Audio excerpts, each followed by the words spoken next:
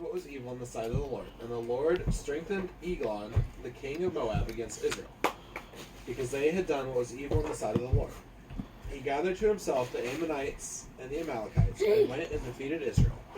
And they took possession of the city of palms, and the people of Israel served Eglon, the king of Moab, 18 years.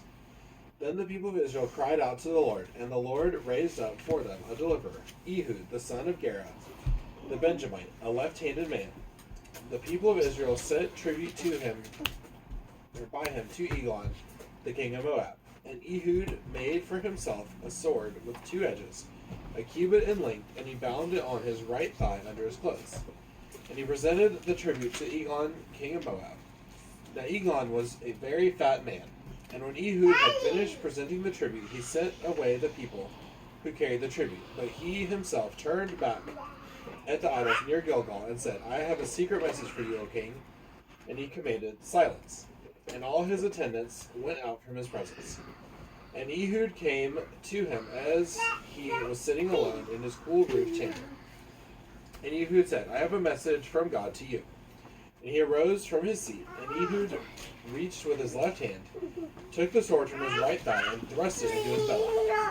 And the hilt also went in after the blade, and the fat closed over the blade, for he did not pull the sword out of his belly.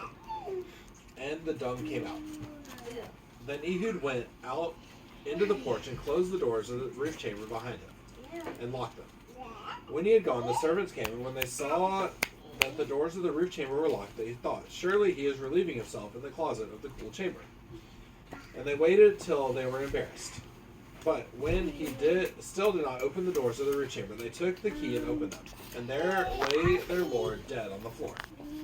Ehud escaped while they delayed, and he passed beyond the isles and escaped to Seirah. When he arrived, he sounded the trumpet in the hill country of Ephraim.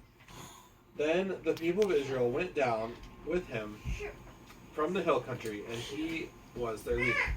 And he said to them, follow after me, for the Lord has given your enemies the Moabites into your hands.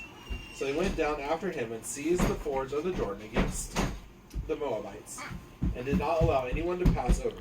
And they killed at that time about 10,000 of the Moabites, all strong, able-bodied men, not a man escaped.